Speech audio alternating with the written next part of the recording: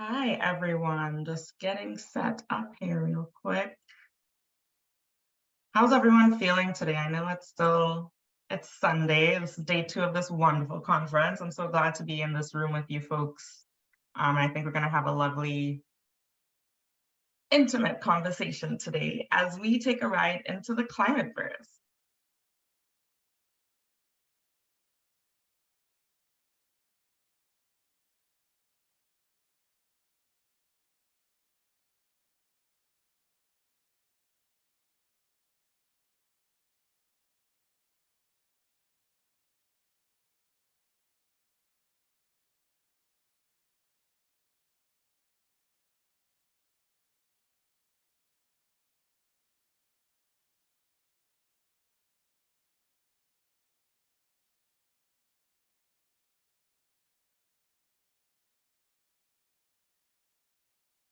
So welcome to the Climateverse. This is a project of mine that is essentially a news media platform reporting live from a parallel dimension and an alternate reality, a different timeline, if you will, where humanity is actually taking transformative and bold action on our intersecting issues of climate change and social justice. Before proceeding, I want to acknowledge that across all timelines and dimensions, the Climateverse reports from this planet Earth that depends on the land and its resources from around the planet. I'm really grateful to be presenting today from the traditional territories of the Anishinaabe Nation, the Haudenosaunee Confederacy, the Mississaugas of the Credit First Nation, the Huron-Wendat, and the Chippewa peoples, because north of us, south of us, east of us, west of us, and in every timeline and dimension is Indigenous land. All aboard. My name is Alicia Richards, and I'm your chief astronaut or lead correspondent for today's journey into the Climateverse. We're currently cruising at an altitude of unprecedented climate finance and an airspeed of no more fossil fuel extraction, and the time is perfect for climate justice. Back on Earth, I am myself a sustainability consultant, and I've spent the last decade of my life really working towards this vision of attaining a sustainable, prosperous, and equitable future for all. I've been working in the climate justice space for a bit and get to collaborate with a lot of youth across the country, really, and I would say in the Caribbean as well, where I grew up, and learning more about not just the actions we want to take, but the way that we care for ourselves and ground the work that we're doing in building towards the future that we want. So I'm going to pause share so I can see your, well, I don't necessarily need to see your faces if you don't want to share, but I want to see in the chat how many folks have experienced certain levels of climate anxiety or climate grief, or maybe I shouldn't even prep you that like that. You know, what feelings does the challenge of climate change and social inequality and economic injustices, what does that do for you?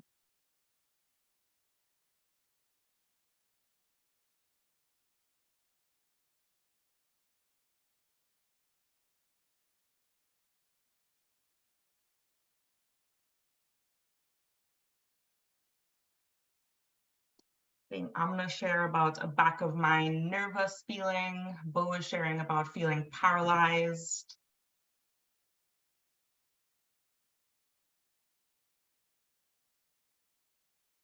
I know I also feel anxious and stressed. Nicole is sharing about the sense of hopelessness and overwhelm. And, you know, as difficult as these emotions are, it's good to know that you're not alone. A 2021 study published by the Lancet Journal of Planetary Health reported that more than 50% of young people between the ages of 16 and 25 identified emotions such as sadness, anxiety, anger, powerlessness, helplessness, and even guilt when asked about climate change. 45% said that climate anxiety affects their daily lives, and the number actually jumps to 92% when we take into account youth of the global majority who are seeing the impacts of climate change in their daily lives a bit more fast and a bit more intensely than we get to experience in the global north, though that is definitely changing as we've experienced this summer. Suza's sharing that you feel uneasy, and Amanda's talking about feeling numb and hopeless. So enter the Climateverse, our solution to the crisis of climate grief, anxiety, anger, and overwhelm, and the seemingly never-ending spiral of dystopian and apocalyptic stories about our future. Our goal, or I should say my goal at the Climateverse, is to offer an alternative that centers visioning, foresight, and radical imagination. And so through short, easy to digest creative news stories and video newscasts on social media, I'm working on, building out this media platform that engages with the generation most affected by climate despair to encourage and inspire us to envision and shape that better, more hopeful alternative future. And so how it all started really was one day, I think it was January of 2022, there were these two news stories that came out in the same week. One talking about the challenges of Wet'suwet'en land defenders and the coastal gas line. The coastal, I'm gonna forget the name of it, but the oil company that nobody likes. And then the other about this trucker convoy that was getting ready to set up in Ottawa at the time. And I thought to myself, what a crazy world to be a part of, and what would it be like if I lived in a world where these stories were completely different? And that's really how the Climateverse was born. So first I imagined, what if the Wet'suwet'en won their court case and everything was completely shut down? And what if this trucker convoy wasn't even allowed to make it all the way across the country? What if they had actually were, intercepted before they got to do that? And that's, slowly been percolating in my mind and got me around to publishing the first couple stories that actually were around the passing of Queen Elizabeth last year, and then the coronation of King Charles this year. And so the first story was about, this Justice for the Commonwealth coalition around the world demanding reparations after the Queen passed, and then after the King was coronated officially earlier this spring, summer, that, actually most of these Commonwealth nations decided, screw the Commonwealth, we don't want to do this anymore. We are going to build to a better thing. So really the idea here in the Climateverse is not just about, the specific kind of climate change stories, because what's really important to remember is how much all of these issues are interconnected and interdependent. It's no accident that those on the front lines of the climate crisis are those who face, especially at a national level, those countries that face the highest debt burdens and vulnerabilities to economic shocks and the inability to build up their own climate adaptation systems. And that's why, movements like reparations are so important, not just for the social justice angle, which is absolutely pertinent, but also for that climate resilience and adaptation, and also just responsibility for the creation of the problem in the first place, as well as when we look at all of the different Indigenous land defenders here in what's currently Canada and around the world, the way that their rights intersect with improved outcomes when it comes to biodiversity and land conservation, etc. And it's true of all sorts of different cultures and ethnicities and challenges. I've written about, the intersections between pride and environmentalism, about abortion rights and environmentalism, and how all of these things really intersect. Because at the end of the day, I really think that, what's more important than knowing about these systems that we're fighting against and these challenges, and we want to stop this fossil fuel extraction and we want to stop these horrible things happening in the world, I think it's really important that we ground ourselves in exactly what are we building towards. We can't just be against something. We need to know exactly what we're for. And I also wanted to take a minute to, interact. We're a cozy, intimate group today, so lots of space for sharing, and I hope you take that invitation. I want to know, what's your vision for the future, and to invite you to get as specific as possible. For me, I imagine getting up, being awoken by the sun and not some alarm in the morning, and having family, whether that's, my own partner and children or whatever other vision of family that looks like. Getting up and picking, vegetables from our shared community garden down the street to help prepare breakfast, and, sauntering over to a co-working space to work on whatever project it is at that time. One day I would love to be a climate fiction author, so that would be cool. And just being able to collaborate with people in that workspace, and, share music, share art, continue taking care of community and family, and building those resilient infrastructure needed in the face of climate change, because that's still going to be a thing that we have to face. So feel free to, write it down in the chat. It's probably quicker or easier to just unmute and share out loud. What's your vision for the future? Or what is a specific snippet of that you'd like to share today?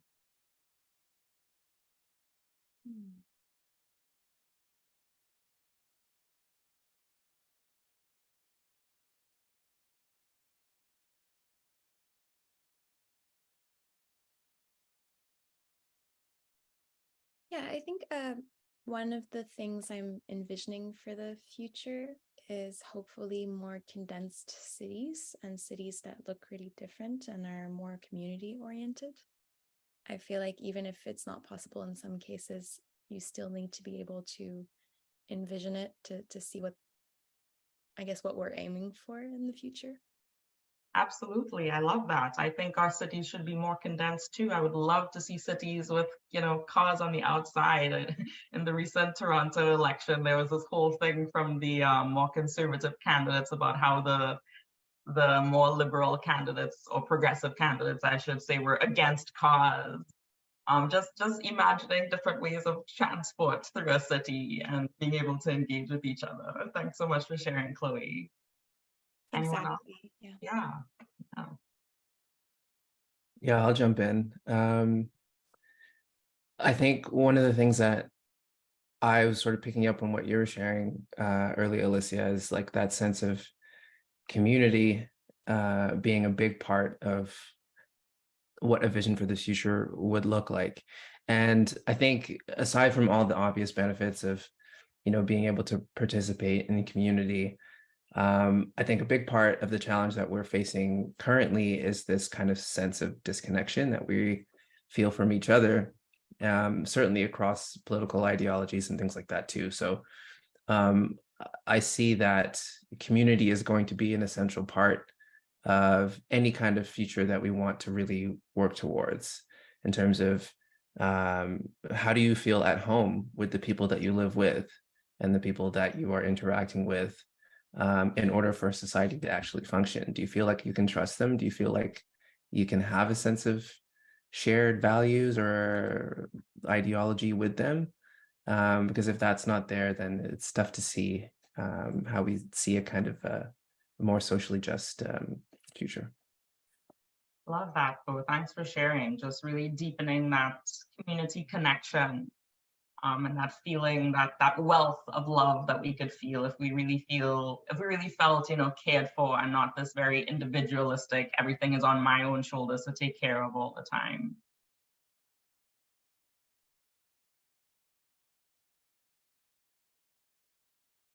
Would anyone else like to share? And of course, feel free to put it in the chat if you prefer that way. But hearing your voices is lovely. I think for me, it's similar, waking up not from an alarm and then getting to do what I'm passionate about. Hopefully that includes writing math proofs somewhere in there, and then also improving the lives of people in my community, and getting to spend time with my family. And I guess in terms of, climate, having a more decentralized energy system, so having the energy source closer to where it's being consumed. So yeah. I love that so much. And I also love that you love working on math proofs. Sometimes, the dominant worldview right now likes to say that, if people were just free to do whatever the heck they wanted every day, then nobody would get anything done. But clearly some of us are passionate about the math proofs that help us, build the systems we need. And so if we could just lean into those passions, we could get everything taken care of. Thank you. I would also add a future where climate action is built into people's schedules across a number of disciplines and jobs. Like it's just part of what you do. It's just 2 hours per day of like, oh yes, I'm going to help put sandbanks, along the coast, or I'm going to be doing accounting for this small firm as part of my job. And where it's not something you do in your spare time when you have time. And that's limited to a small number of people. I love that. I know that the Climate Emergency Unit is working on this this appeal for a youth climate corps, where kind of like how the Peace Corps works, where you get assigned to different things. But I love the way that you're framing it, Chloe. It's not just like it's these specific people's job. It's like it's everybody's job, and it's built into your schedule and your compensation. So it's not just this thing that you have to do on the side of taking care of your material needs. Love that. Mm-hmm. Like I heard recently that some of the people in the sustainability team at TELUS's paychecks are being linked to what they actually do in terms of the climate. So that's one example of how, it would get linked to the things you already value in your work, in your life. Oh, love that. Anyone else like to share?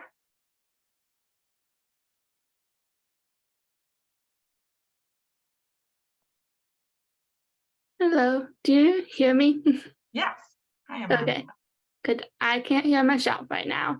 But yeah, I think from what I envision for the future is something where like universal design is taken into account, so that every decision, everything that we build, whether it's a system, whether it's an actual building, whether it's a design of a program, can actually enhance meaningful participation of everyone.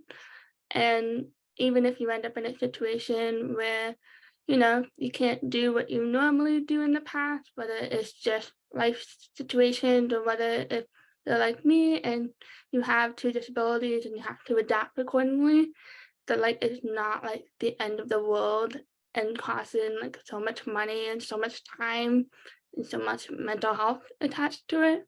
But then it's already there and adapted and considered, that you can kind of just still live life the way that we want and expect it to as well, whether it's from employment and both leisure. So that's what I would love to see, is just being able to kind of live life and know that if something happens, I can still find ways to continue and not deal with more barriers. So that's what I envision. Absolutely. That's so well said. I think about how basic income would make it so that we could continue to build towards the work. And I'm so happy that you brought this abilities and disabilities and the different barriers that people face in different ways, and how can we kind of embed that to ensure that we all have an opportunity to contribute in our own ways. Okay, so now we're going to get into our first activity, just kind of dipping our toes in the water. We're going to choose an existing news headline that you are particularly frustrated by and reimagine what it would say in a better world. And we're going to share this on Jamboard. Let me just pull up the link.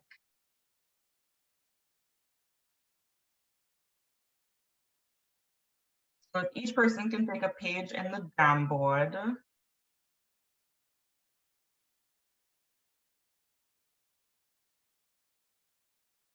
So I have this example here on the first page. One story that really frustrated me earlier this year is hearing about the Willow Project getting approved in the US. And that's to kind of pump the last barrel of oil possible in Alaska. And so I just pulled a screenshot of a story about it. And then next to it is my reimagined headline. And so I invite you all to, choose a page in here and pick a news story headline. If you even want to make up one, if you can't find one, but it has to be like something that actually exists that stresses you out. Oh, the link is limited. Let me fix that. Thanks.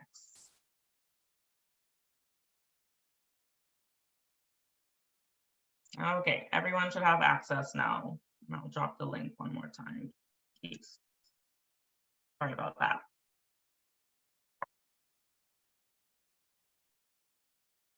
Okay, yeah, I'm seeing people coming in. Cool. So yeah, just choose a page. They're all blank. So you just choose whichever one you'd like. Just trying to take note of if someone else is already on that page. And pull up a screenshot of a story headline, and you can put a text box of your own next to it. And I'm going to give us 10 minutes. It is in view only right now. Wow, I am really making this hard for you today. Give me a second.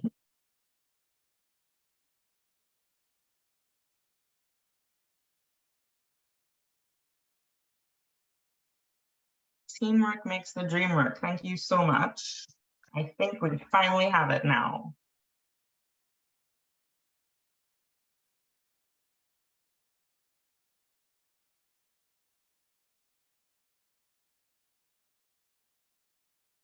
Wonderful.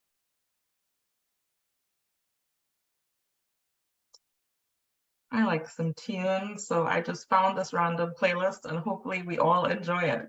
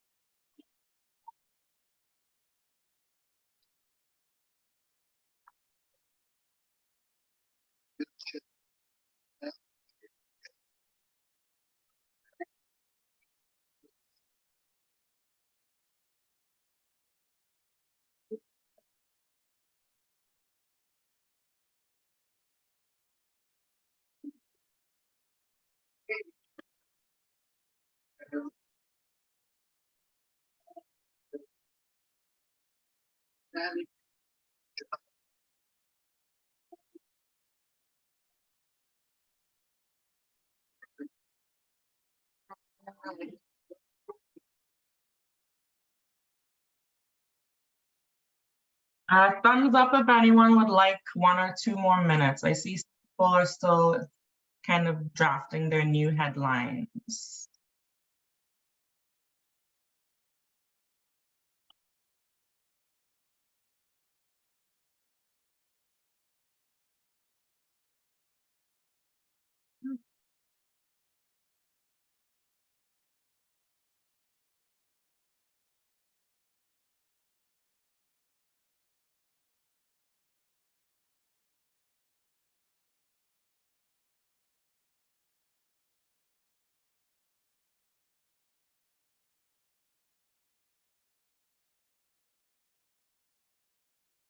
All righties. I really love these so far. Let me switch over to the Jamboard.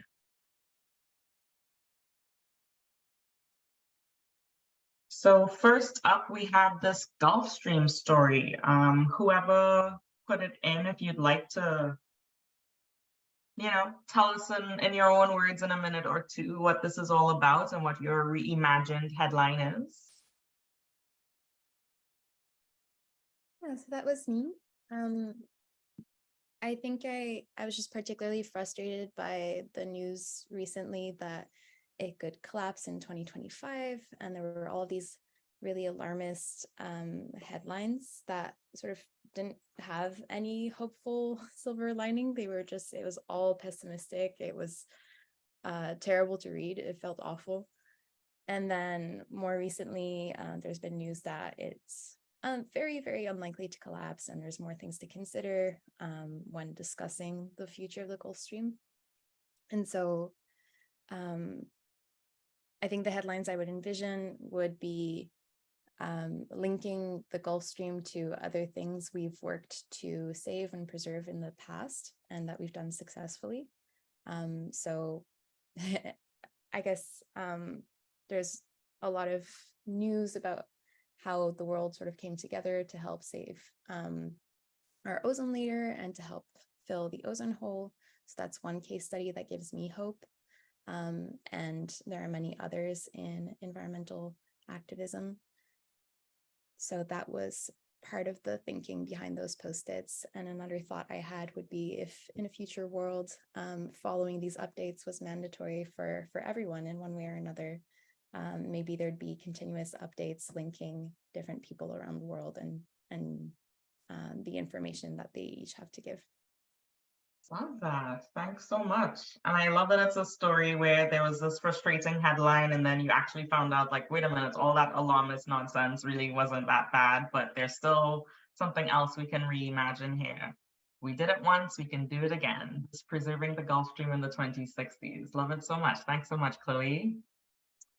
And whose story was the solar power?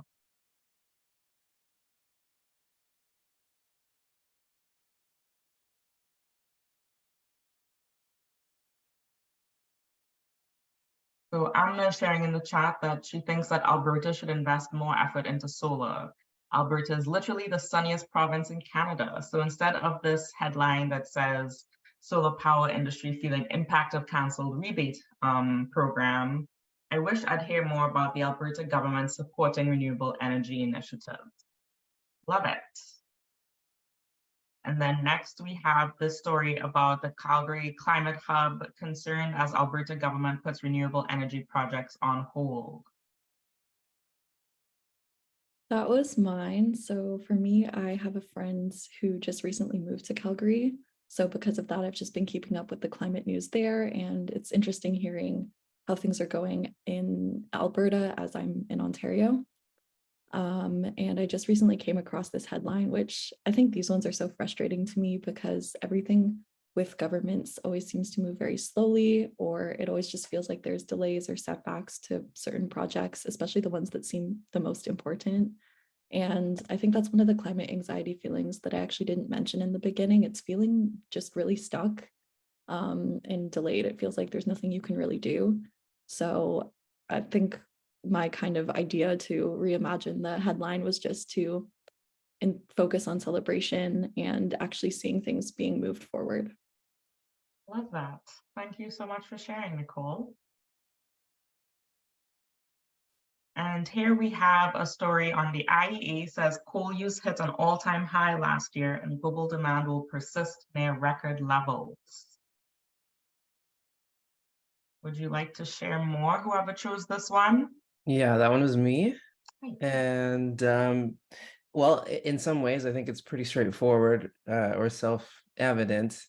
But for sure, it is frustrating to read headlines like this when it seems incredibly obvious to most of us who are paying attention. This is not a workable way forward, and deep investment in alternative forms of energy are so necessary, especially today. So really just kind of imagining a headline around the fact that we have recognized and accepted that increasing the share of our energy from coal sources is not a workable way forward, and that there is a concerted effort globally for us to actually shift to more clean forms of energy. Love it. Like you said, self-evident. Sometimes some of these decisions are so self-evident and obvious to those of us who are paying attention, or those of us who share a particular worldview even. And sometimes, it's great to let out that frustration and just be like, what, like this is actually what would be happening in the Climateverse, so to speak. Next up, we have woman with pacemaker showed her scar, was patted down by man to get through airport security. I'm so glad this is part of the contribution today, because like I was saying, all of these issues are interconnected and intersectional. And so the Climateverse is definitely a space to talk about, not just gender inequality. I think here we're talking about, the way we treat people with medical devices, the way we treat women going through security. Who would like to share about this story? Yeah, that was me. It's still on my mind since it came up today, and it was this morning. I was reading it before the conference, which is a bad idea. Don't read news before a conference. be a little peeved on it. But yeah, there's actually like a few options that already exist, but they just don't exist everywhere. So this is kind of like my reimagine of like, well, if it exists in one place and there is a potential for it, why can't you put it everywhere in every airport? So this is kind of like, even with the old ones, like even the ones where magnets are concerned, you can use a different approach like X-ray where magnets don't have to be a concern. And this is a personal connection because I have a magnet in my head. So I can't go through airport security like everyone else and get frequently pat down. So yeah, this is why it's not escaping my brain.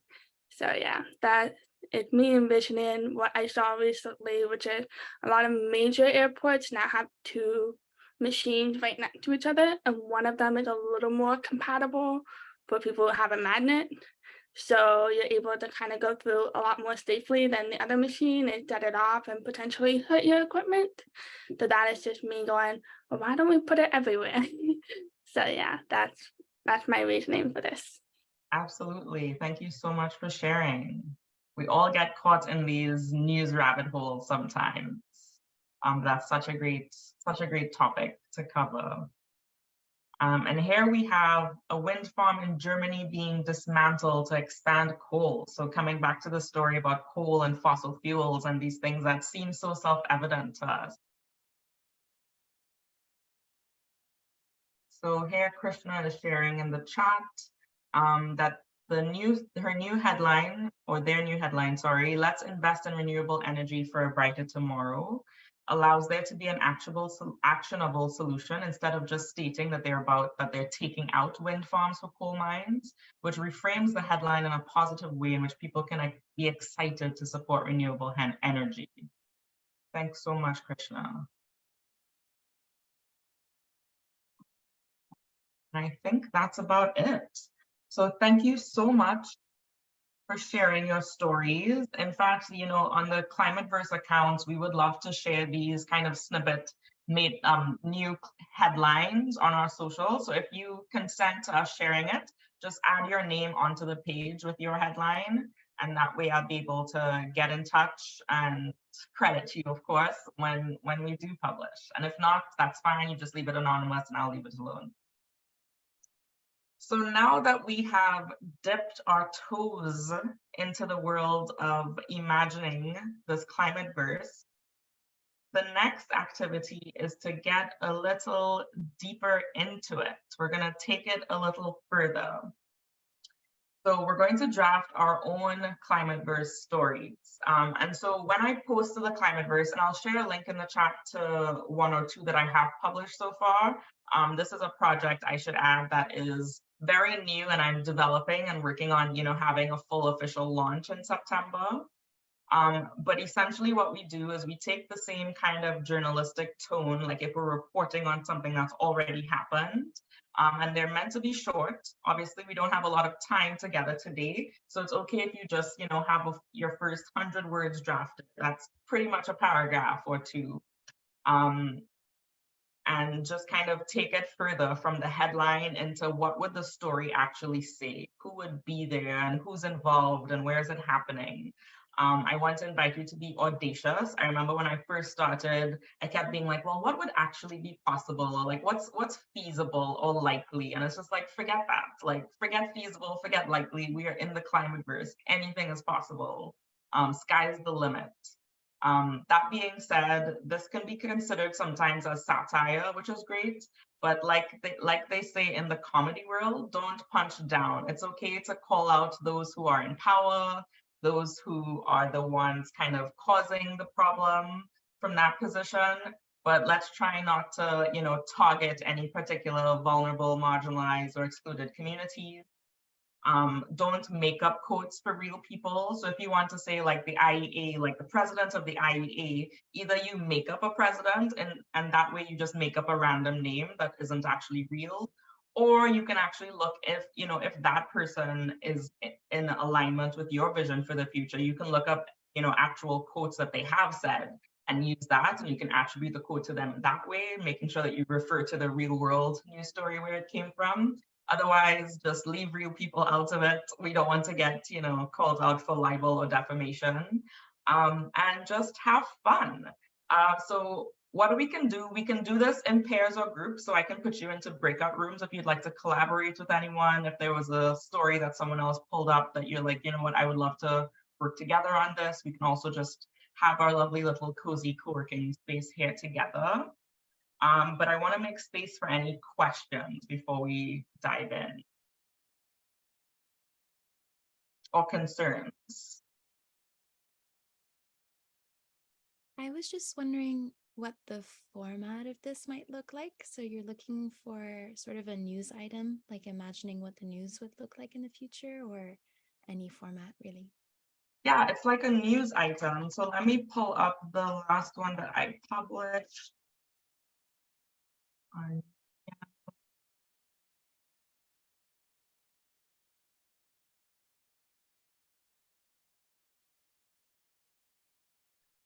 Great question.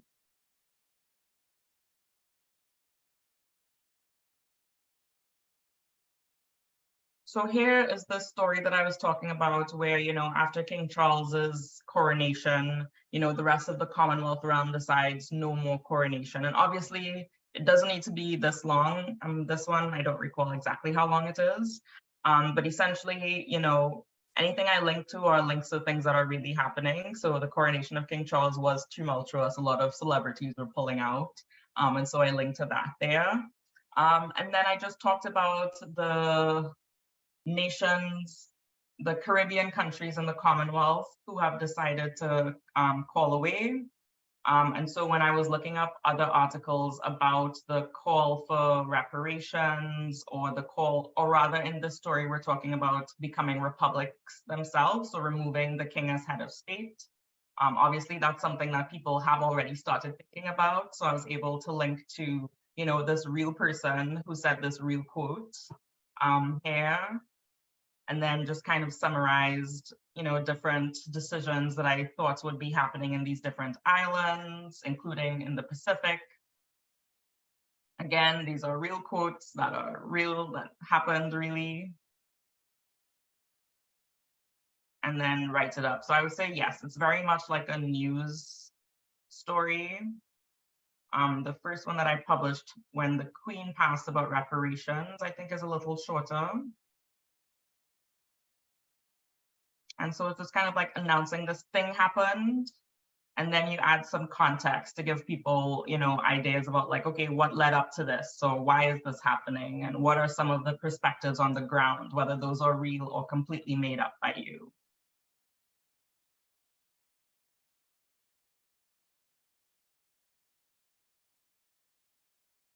Did I put the link in the chat? Yes, I did. Okay, cool. So you can find those and scan for inspiration. Are there any other questions or thoughts? And today we're just starting off. It's just a draft. Obviously, we have the rest of the conference and we're going to have all these other ideas. And I definitely welcome you to, spend time with the story that you craft after. I would love to offer that you submit it to be published in the Climateverse. Obviously with credit, and at this time, this is a completely volunteer run idea project that I'm running, but I would love at one point to be able to start to, commission folks and give, writing stipends and stuff like that. So yeah, if you really love your story and you'd love to work on it, I would love to, collaborate with you on editing, and we can publish it that way as well. But before we get into all of that, let's take the next, I'm going to say 12 minutes. So we have some time for any closing questions folks have in crafting our stories. Is there anyone in the room who would like to work with someone else? If you prefer to get put into a breakout room that's separate, let me know. You can say so now, or you can message me privately and we can set that up. Otherwise, happy writing.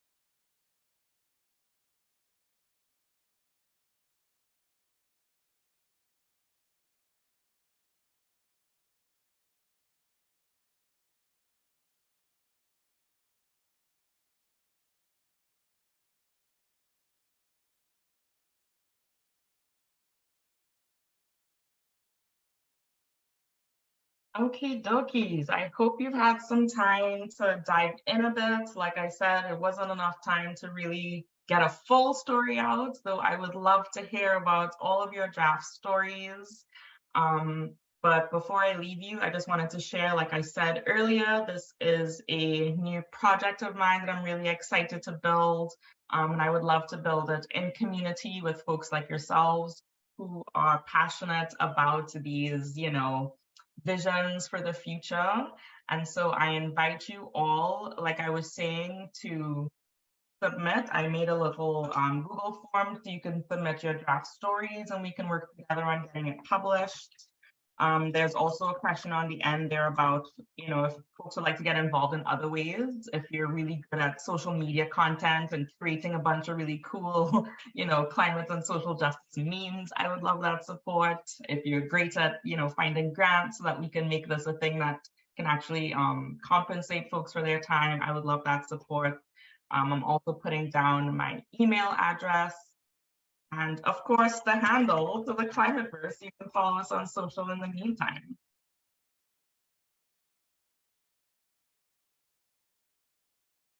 Thanks so much for your attention and the work that you put in today. I really appreciate hearing about all your stories. Like I said, we always welcome your support and hope to see you soon in the Climateverse. Thank you so much, Alicia, for really engaging us with this activity. I love writing my story. I think everyone is pretty inspired right now to continue writing theirs. And I hope everyone here enjoyed their little trip into the Climateverse. I can't wait to see what stories everyone came up with if they decide to get it published.